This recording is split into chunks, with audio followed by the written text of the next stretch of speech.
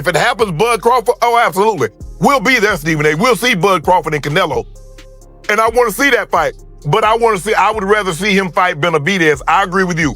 Hitting punches, like just the whole stat. Crawford is leading.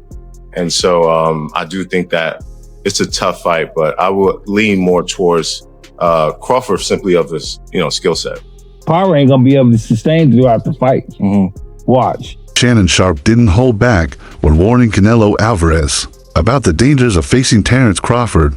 Speaking live on air, he reminded everyone that even though Crawford fights at 147 pounds, he has often sparred with much bigger men and handled them with ease. Sharpe pointed out that Crawford moving up in weight only makes him more dangerous. His message to Canelo was simple: underestimate Crawford and it could be a costly mistake. Great fighters, they're not going to give me my due because I'm going to have 3 or 4 losses. And that's what's happening. Guys won't fight anybody that the fans want to see, or a fighter that's deserving. You're absolutely right. David Benavidez deserved the fight Canelo, but Canelo doesn't want to fight him because he knows there's a greater chance of him losing versus Benavidez versus Bigger Charlo.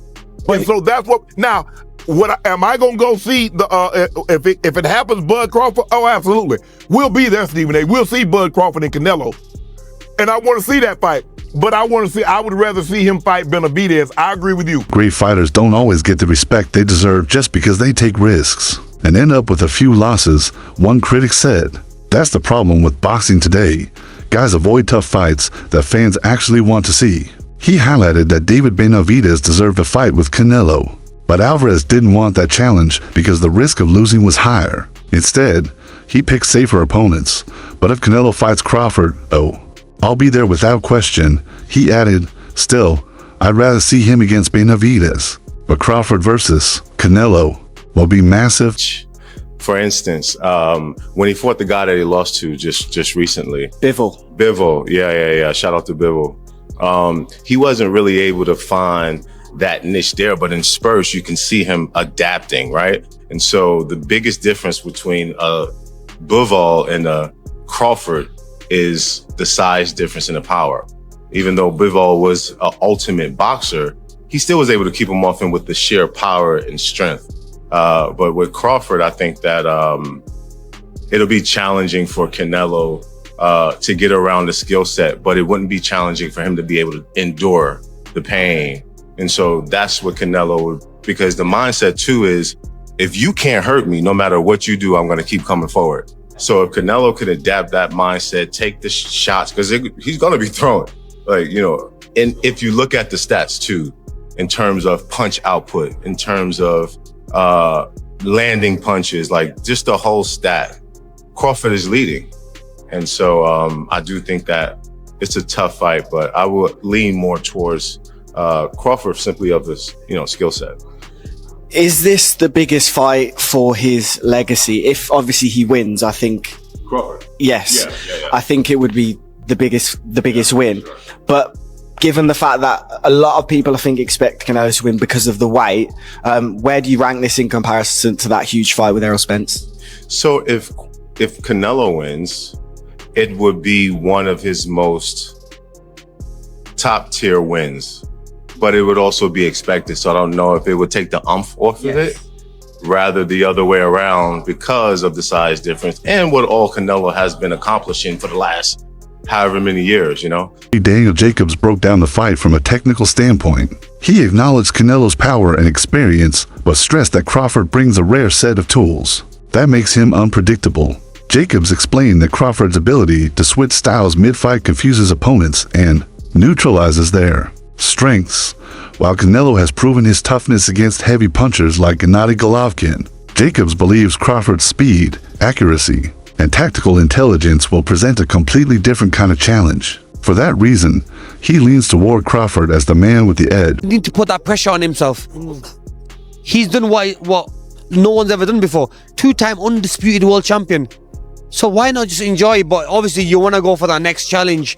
Now for him, he wants to go for that Canelo. I would advise him not to go for that. Yeah. But if he's the man and he knows how good he is himself. So I can't really say to him that do this or do that. So really, he believes in his skills. He feels he believes in his skill. We can't answer for him. Yeah. We let him go and do it. You know what I'm saying? And we all might be wrong. Yeah. He might be even stronger than he might be stronger than Canelo. He might pack the weight on well, that he might do really well in there. So look, regardless, you fought them both. Like, what are the differences between them? Obviously, it's way. Canelo's strong and he's easily hit. Very easily hit, very easily. Yeah. Compared to when I fought against Crawford, I couldn't even hit clean. Yeah. So really, that's the difference. And they both hit hard. Yeah. Because and you could see the strength. You know, when I was fighting against Crawford, I didn't think Crawford was that strong, but when he kind of moved me around a little bit, he is very strong as well. So look, yeah, but why does he need to give that much away? He's pound for pound #1 in the world. Why does he have to go up and fight Canelo? I don't prove anything. Canelo would say payday, but Crawford wants to be 3-time undisputed, and if he does that, oh my goodness! Wow, I mean that'll be unreal. But look, if he believes in himself, yes, go for it. Yeah. But don't do it if he's got second thoughts. If he's got second thoughts, don't do it.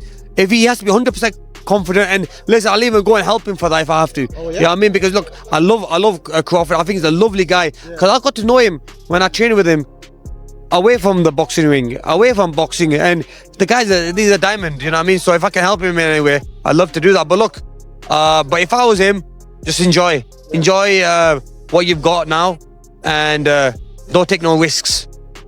I think you just got to watch the Bivol blueprint, the in and out. I mean, a lot of fighters getting stick now for being runners, Tom and Jerry and whatnot. But stick to what you're good at.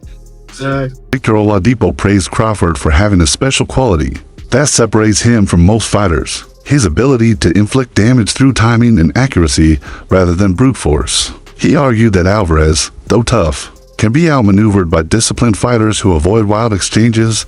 Crawford, Oladipo explained, excels at waiting patiently until the perfect opening appears. This mix of patience, ring IQ, and precision punching is why Oladipo sees Crawford as the likely winner against Canelo.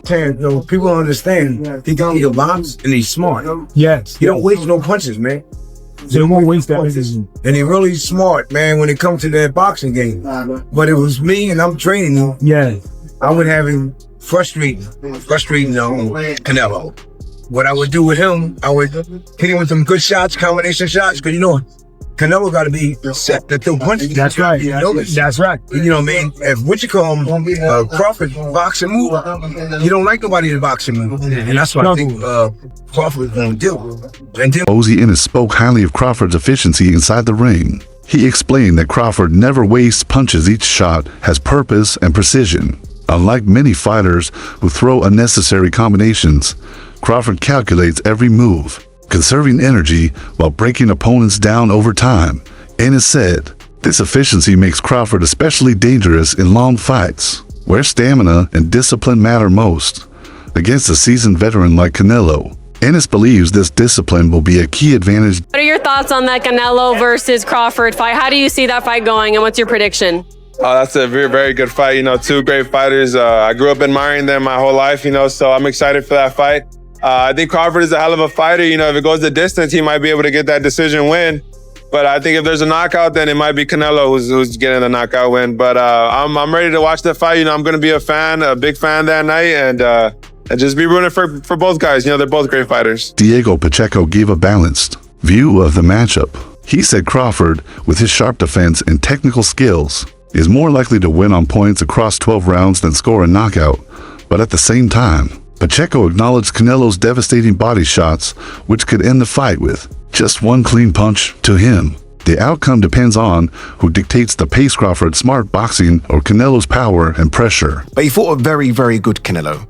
I don't think that Crawford is fighting the best Canelo anymore. Again, the Canelo I'm talking about, I mean, second Golovkin fight, I thought was fucking incredible. That was, when was that? Jeez, that feels like a long, long time ago. Second Golovkin fight was 2018. So I'm saying peak Canelo, although still very, very good people, peak Canelo for me was 6 years ago. It's a long time, or 5.5 years. That's a long time. In fact, exactly 15th of September. So it'll be to the day 5 years. Have I got them? What was I talking about? Sorry, almost 7 years ago. Jeez, that's a long time ago. Where some might say peak Crawford was Errol. So, shit, I didn't realize how long ago that was. And he's clearly not that same guy anymore. It clearly isn't. He's no longer fighting elite fighters. I mean, unless you're going to say William Skull was elite, Edgar Berlanga, no, Munguia, no, Jamel, no, John Ryder, no, a third Golovkin fight, no. So he's no longer fighting the best, but he still is very good, and he's still a top 168 pounder. And I think this is why people are saying it is a 50-50 fight now, because we can see the deterioration in Canelo. Like, say what you want about William Skull. Canelo looked poor in that fight as well. Everyone's like, oh, William Skull ran. Well, Canelo didn't cut off the exits. Canelo wasn't great himself. Canelo's punch output was horrendous. So we can clearly see the deterioration. That said, he is the naturally bigger guy. I just mentioned the fact that Crawford's put on size, but the naturally bigger guy in this weight class is Canelo. That has to count for something. Oladipo reflected on Canelo's career, noting that while the Mexican superstar is still elite, he isn't the same fighter he was years ago. He called the 2018 rematch with Golovkin Canelo's peak, when skill and confidence were at their highest.